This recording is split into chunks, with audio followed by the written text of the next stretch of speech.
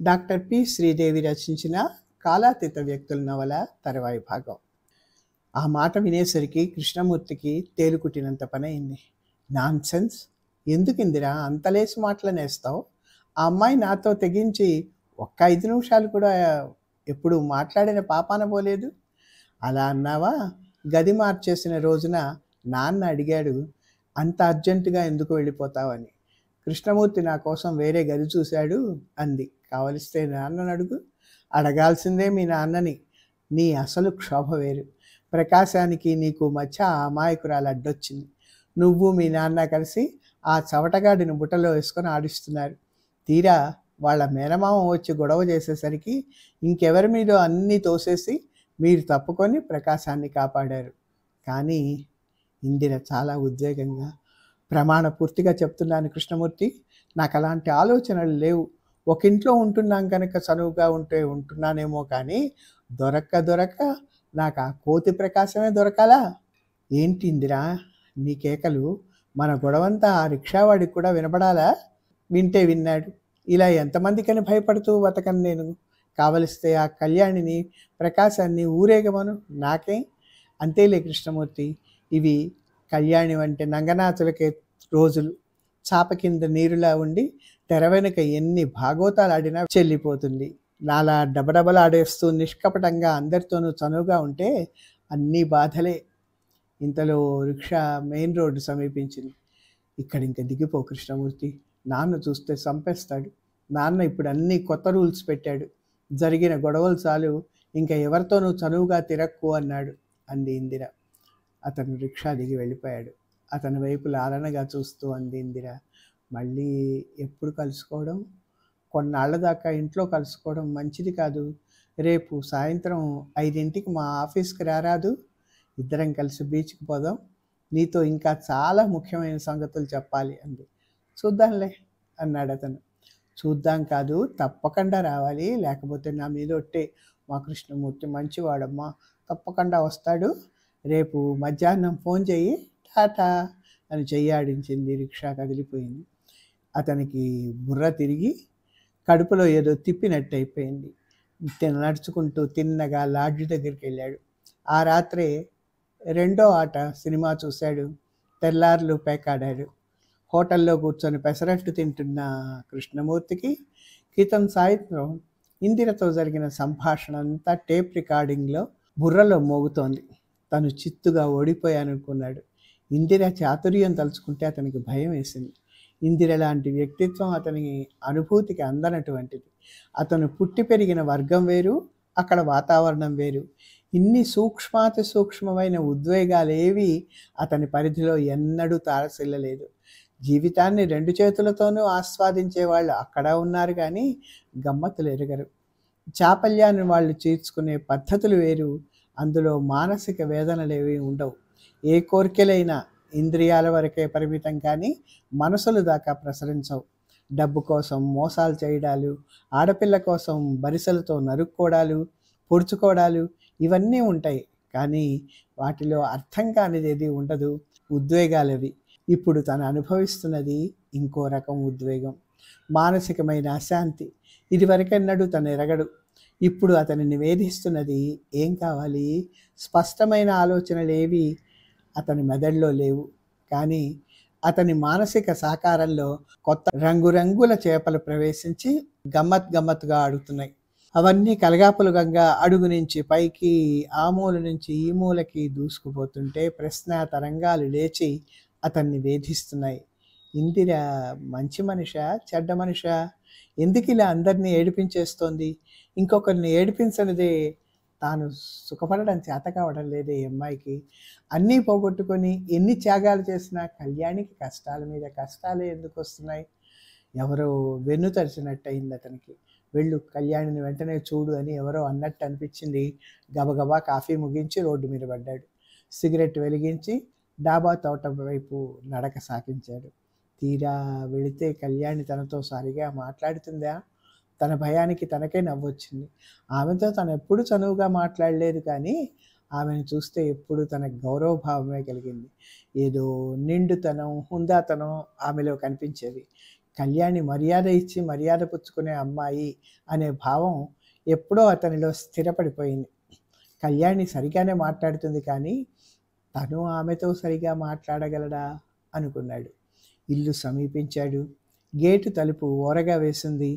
ఇల్లు ఇదేనా అని సందేహిస్తూ లోపలికి అడుగుపెట్టాడు. ముందర అరుగు మీద కుర్చీలేసున్నాయి. అదిగో కళ్యాణి కర్ర కుర్చీలో ఒదిగి కూర్చుంది. పక్క కుర్చీలో వసుంధర. మూడో మనిషి ఎవరో వాళ్ళకెదురుగా కుర్చీలో కూర్చొని మాట్లాడుతున్నాడు. ఎవరది?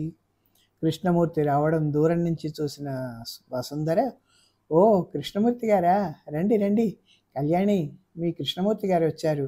అప్పలమ్మ ఇంకో కుర్చీ తీసుకురా అని లోపలికి కేకబెట్టింది. మెట్లెక్కుతున్న అతను తన కళ్ళను తనే నమ్మలేకపోయాడు. మూడో కుర్చీలో కూర్చుంది మునసబు రామినాయుడు. మెట్ల మీదే కొయ్యబారిపోయిన కృష్ణమూర్తికి ఒక్క అడుగు ముందుకు పడలేదు. అప్పలమ్మ కుర్చీ తెచ్చేసింది. రండి కృష్ణమూర్తి గారు, రండి కూర్చోండి అంది వసుంధర. కూర్చోండి కృష్ణమూర్తి గారు అంది కళ్యాణి. అతడు కూర్చున్నాడు. సరిగ్గా అదే సమయాన ఆ డిసెంబర్ ఆదివారం ఉదయం 9 గంటల ప్రాంతాన ఇంకో ఇంటి అరుగు మీద ప్రకాశం కూర్చొని ఆలోచనలు నెమరేసుకుంటున్నాడు. ఆ 2 అరుగులకి మధ్య కొన్ని వందల మైళ్ళ దూరం ఉంది. సమయం అదేనైనా వసుంధర, కళ్యాణి, రామినాయుడు, కృష్ణమూర్తి కూర్చున్న ఇంటరుగు వాల్తేరులో ఉంటే, ప్రకాశం కూర్చున్న ఇంటరుగు నిడదవోలికి 4 మైళ్ళ దూరంలో ఉన్న వేలివెన్ను గ్రామంలో ఉంది. పాతకాలపు పెంకుటిల్లిది. తండ్రి తాతల నుంచి శేషావతారానికి సంక్రమించిన మండువా లోగిలి. శేషావతారం ఆ ఇంట్లోనే పుట్టి పెరిగాడు. ప్రకాశం తల్లి ఆ ఇంట్లోనే పుట్టింది. ప్రకాశం పుట్టింది ఆ ఇంట్లో కాదు, కానీ తన 3వ ఏట తండ్రి పోయినప్పటి నుంచి అక్కడే ఆ ఇంట్లోనే పెరిగాడు. శేషావతారం పడగనీడులో పెరిగాడు. వేరొక అరుగు మీద రామినాయుడికి అభిముఖంగా ఉన్న కుర్చీలో కృష్ణమూర్తి ఏ క్షణాన కూర్చున్నాడో అదే క్షణాన ప్రకాశం కుర్చీలోంచి చివాలున లేచి అరుగు మీద పచారు చేయడం మొదలెట్టాడు. అత్తయ్య వీధి గుమ్మంలోంచి అరుగు మీదకి తొంగి చూసి, అబ్బాయి ప్రకాశ, కాఫీ ఇదిగో తీసుకో అంది. ప్రకాశం అదిరిపడి, కాఫీ పొద్దున్నే తాగేస్తాను అత్తయ్య అన్నాడు. అత్తయ్య చిరునవ్వు ఒలకబోస్తూ, తెలుసోయ్, ఎప్పుడో చీకటి ఉందనగా తాగిన కాఫీ ఇంకా కూర్చుందా? ఈ పాటికి అరిగిపోయే ఉంటుంది. మీ పట్నం వాళ్ళకి కాఫీ లేనిదే క్షణం గడవదుగా, తీసుకో అంటూ గ్లాస్ అందించింది. అధమపక్షం రోజుకి 10 సార్లైనా కాఫీ తాగందే ఆ పల్లెటూరు అత్తయ్యకి కుదరదు. కాఫీ లేకపోతే ఆవిడ కళ్ళు తిరుగుతాయి, గుండె దడుస్తుంది. అదటుంచి ఎన్నడూ లేనిది ఇంత అభిమానం ప్రకటిస్తోందేంటి అత్తయ్య? కాఫీ సంగతి దేవుడెరుగు. అత్తయ్య పొద్దున ఒకసారి ఇచ్చే కాఫీ కూడా ఏ రకానిదో ప్రకాశానికి తెలుసు.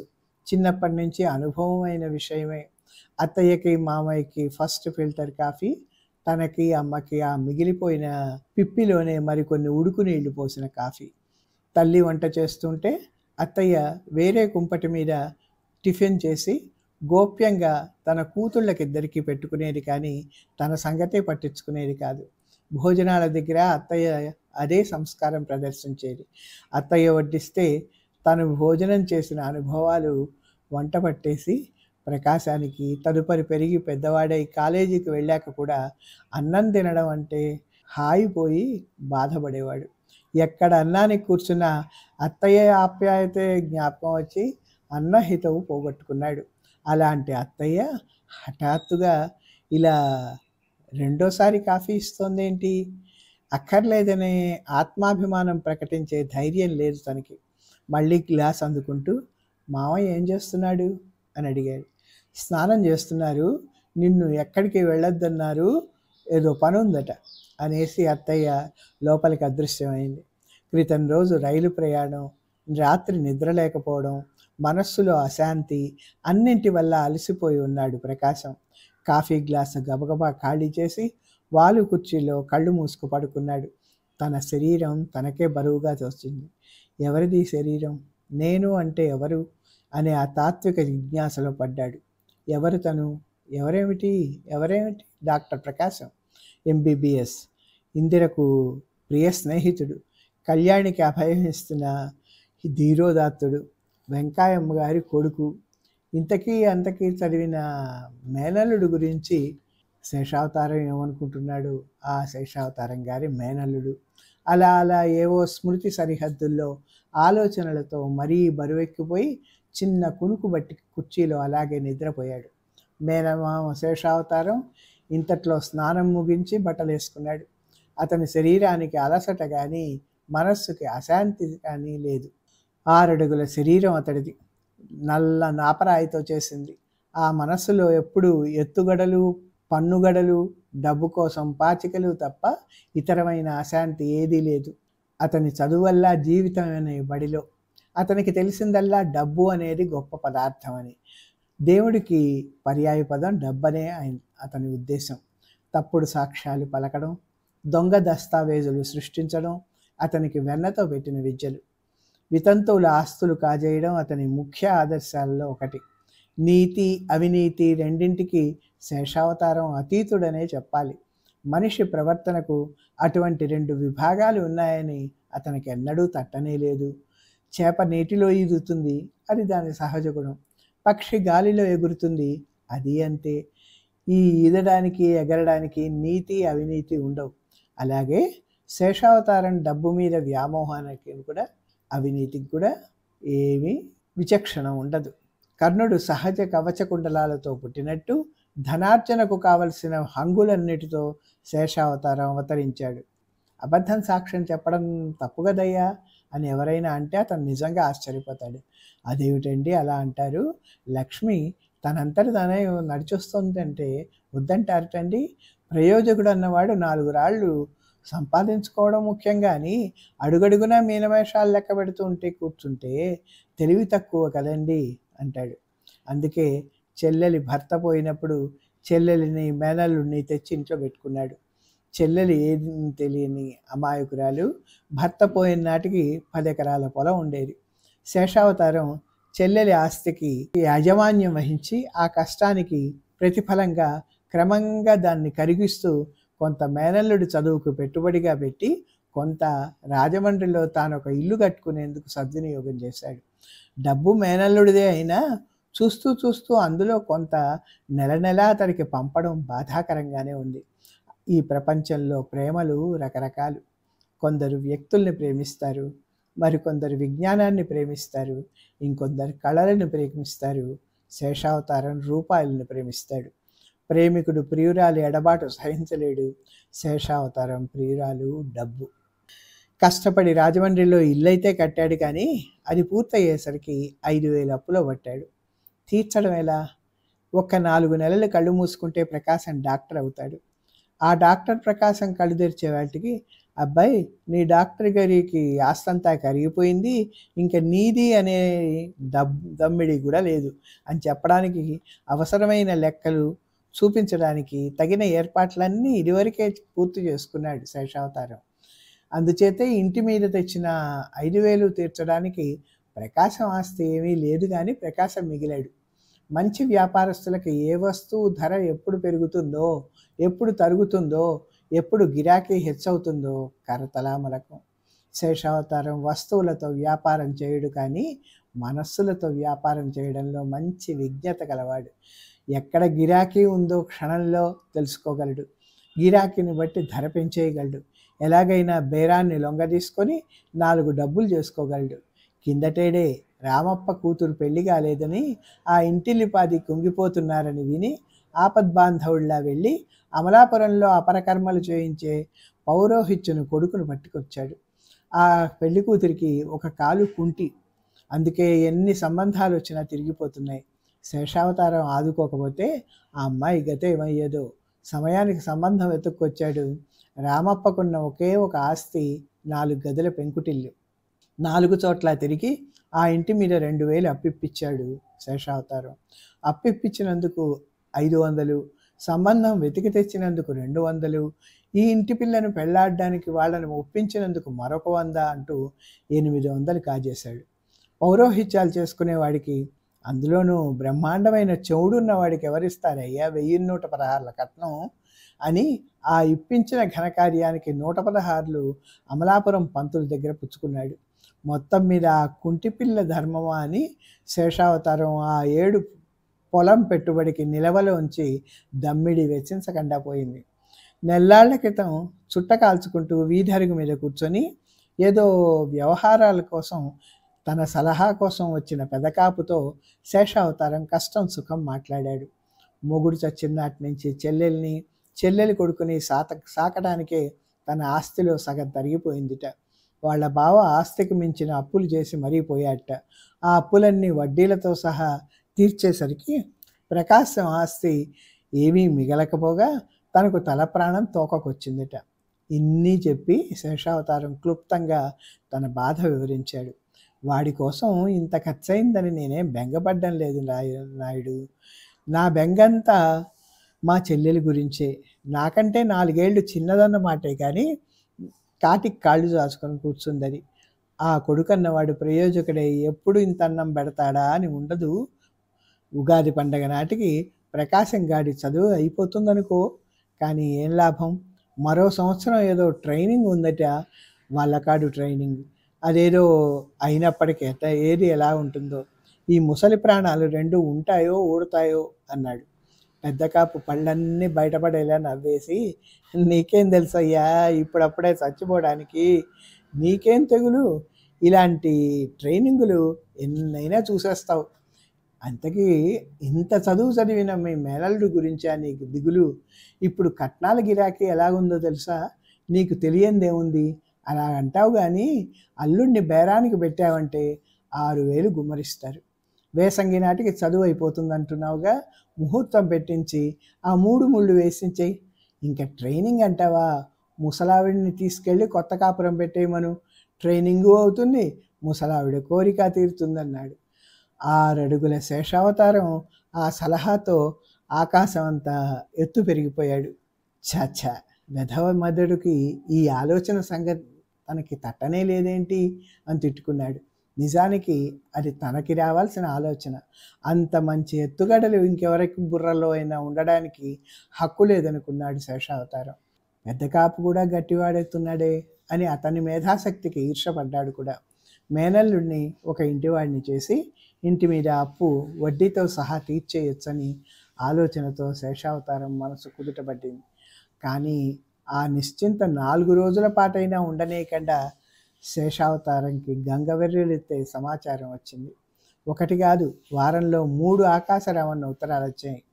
ప్రకాశం చదువు మానేసి ఆడపిల్లలతో షికార్లు చెలాయిస్తున్నాడని, అసలు కాలేజీకే సరిగ్గా రావడం లేదని, వ్యవహారం అంతకంతకు మించిపోతోందని, వచ్చే వేసవిలో ఆ పని కాస్త అయిందనిపించుకొని ఇంటి మీద తనఖా తీర్చేసి కాలు మీద కాలేసుకొని కూర్చోవచ్చు అనుకున్నాడు. కానీ తను ఈ ఆకాశరామన్న ఉత్తరాలు చూడగానే అర్జెంటుగా వ్యవహారం తేల్చేసుకోవాలనిపించింది.